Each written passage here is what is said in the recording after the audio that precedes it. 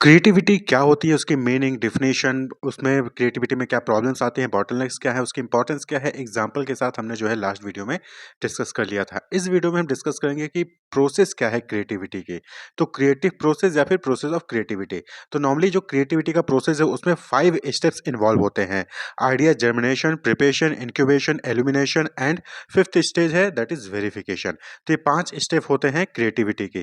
Creativity में क्या होता है कि हमारे पास कोई प्रॉब्लम होती है और हम उस प्रॉब्लम को सॉल्व करने के लिए new ideas new alternative ways जो है फाइंड आउट करते हैं और उसको फिर इम्प्लीमेंट करते हैं। तो यहाँ पर एक-एक स्टेज को हम देखते हैं। सबसे पहला स्टेज है आइडिया जर्मिनेशन। देखिए आइडिया जर्मिनेशन, जर्मिनेशन मतलब क्या होता है कि सीड में से पेड़ का उगना। सीड में से जो है जब वो प्लांट उगना स्टार्ट करता है तो उसी को जर्मिनेशन कहते हैं। तो आइडिया जर्मिनेशन कहने का मतलब यहाँ पर क्या हो गया कि जब कोई प्रॉब्लम होती है आपके आस-पास, यानी कोई अपॉर्च्युनिटी एंटरप्रेन्योर के पॉइंट ऑफ व्यू से बात करें, कोई अपॉर्च्युनिटी आपके आस-पास एग्जिस्ट करती है, तो आप उसको रिकॉग्नाइज़ करते हो। क्लियर? या फिर कोई प्रॉब्लम है तो उस प्रॉब्लम को सॉल्व कैसे किया जा सकता है उसके लिए आइडिया आपके दिमाग में आता है। तो उसी इस चीज़ को हम आइडिया जेमिनेशन कहते हैं। Clear? Entrepreneur recognize that an opportunity exist. Entrepreneur को लगता है कि हाँ, यहाँ पर कोई ना कोई अपॉर्च्युनिटी एक्जिस्ट करती है, यहाँ पर जो है इस प्रॉब्लम को, इस कस्टमर की नीड को फुलफिल करने के लिए हम ये प्रोडक्ट बना सकते हैं। तो आइडिया जर्मिनेट होता है। आइडिया पहली बार माइंड में आता है। Take place according to interest, curiosity of the entrepreneur.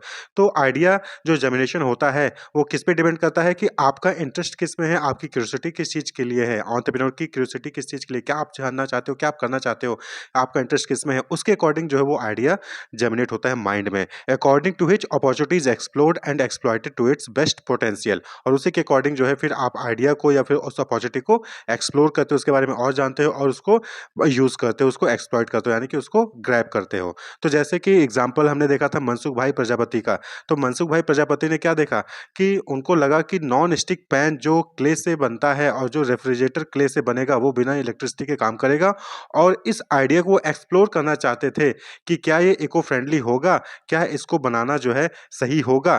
तो ये आइडिया जर्मिनेशन। क्लियर? आइडिया आता है, आइडिया। तो क्रिएटिविटी में जब आप कोई नया आइडिया डेवलप करते हो, कोई नया आइडिया फाइंड आउट करते हो किसी प्रॉब्लम के लिए, तो सबसे पहले आपके दिमाग में आइडिया आएगा, आइडिया जर्मिनेशन। उसके बाद फिर दूसरा स्टेज है दैट इज प्रिपरेशन। अब आपके दिमाग में आइडिया आ गया, अब जो है आप माइंड माइंड में ही प्रिपरेशन भी उसके लिए करते हो।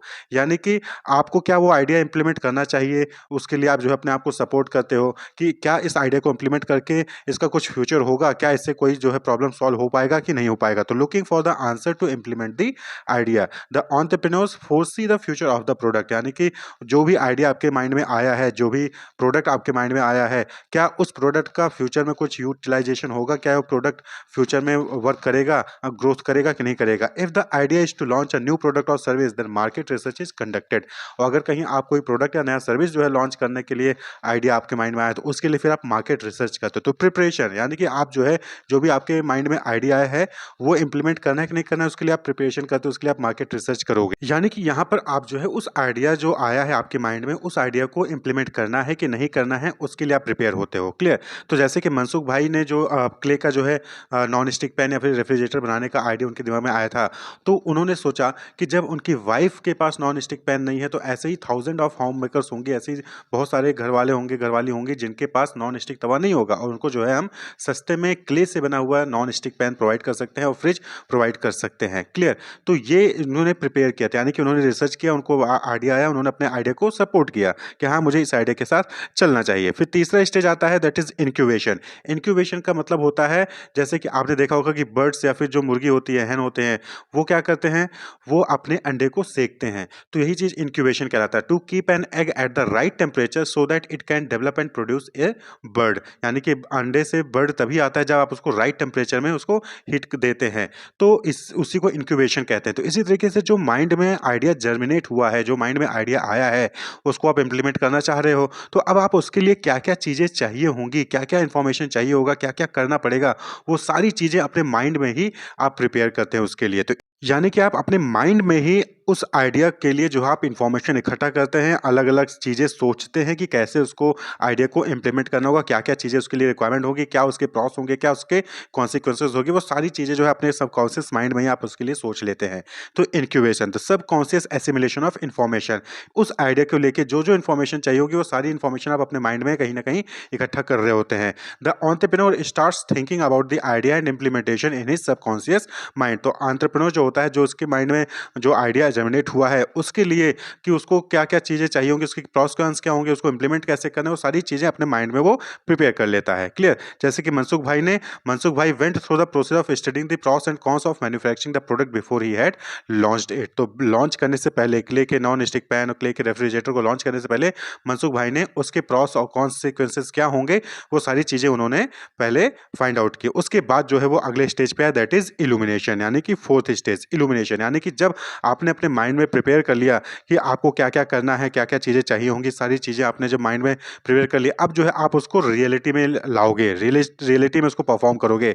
The idea resurfaces in realistic way and entrepreneur comes out with the viable plan to give practical shape by collecting raw material, arranging funds, policy making for the implementation of idea। तो अब यहाँ पर क्या करते हो आप, उस idea को जो अभी तक आपके दिमाग में था, थर्ड स्टेज तक आइडिया आपके दिमाग में था, आइडिया आया, आइडिया को आपने प्रिपरेशन किया, उसको जो है इंक्यूबेट किया, अपने माइंड में ही आपने आइडिया को डेवलप किया, और उसके बाद फिर अब जो है आप यहाँ पर इल्यूमिनेट कर रहे हो, यानी कि अब एक वायबल प्लान बना रहे हो, आप रॉ मटेरियल इकट्ठा करोगे, फंड्स को अरेंज करोगे, पॉलिसी बनाओगे उसके लिए, वो सारी चीज़ें यहाँ पर आप तैयार करते हो। तो Mansukh bhai, it was important to have enough of funds in hand to buy and keep in store enough raw material.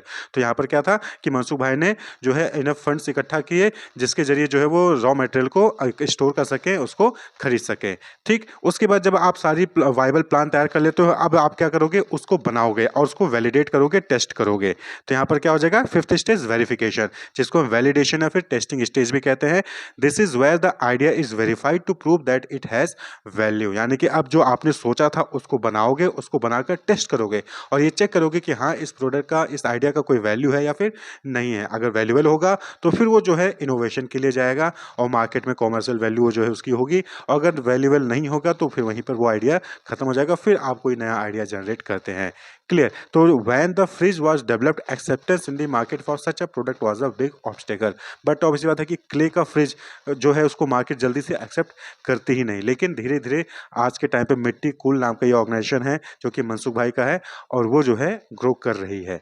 ठीक है, मिट्टी कूल नाम का ऑर्गेनाइजेशन। तो ये जो है क्रिएटिव प्रोसेस होता है, यानी कि यहाँ पर क्या होता है, टोटल अगर हम बात करें तो यहाँ पे आप आइडिया आपके दिमाग में आता है, किसी भी प्रॉब्लम को, किसी अपॉर्चुनिटी को देख के दिमाग में आइडिया आएगा, उसके लिए फिर आप जो है प्रिपेयर करोगे, यानी कि कैसे इंप्लीमेंट करना है कि नहीं करना है, और उसका फ्यूचर क्या होगा, वो सारी चीज़ें सोचते हो, फिर उसको अपने दिमाग में ही उसके लिए सारी इन्फॉर्मेशन इकट्ठा करते हो, उसके बारे में सोचते हो कि इम्प्लीमेंटेशन कैसे करना है, फिर रियलिस्टिक प्लान बनाते हो, रॉ मटेरियल इकट्ठा कैसे करना है, फंड्स कैसे इकट्ठा करना है, वो सारी चीज़ें आप इकट्ठा करते हो। उसके बाद फिर आप उस आइडिया को इम्प्लीमेंट करके वेरीफाई करते हो। वेरीफाई करने के बाद अगर वो वैलिडेट होता है, टेस्टिंग स्टेज में वो सही पाया जाता है, उसका यूज़फुल होता है, तो फिर वो जो है कॉमर्शियल पर्पज़ के लिए इनोवेट कर दिया जाता है। तो that is the process of creativity. Wish you all the best, keep watching.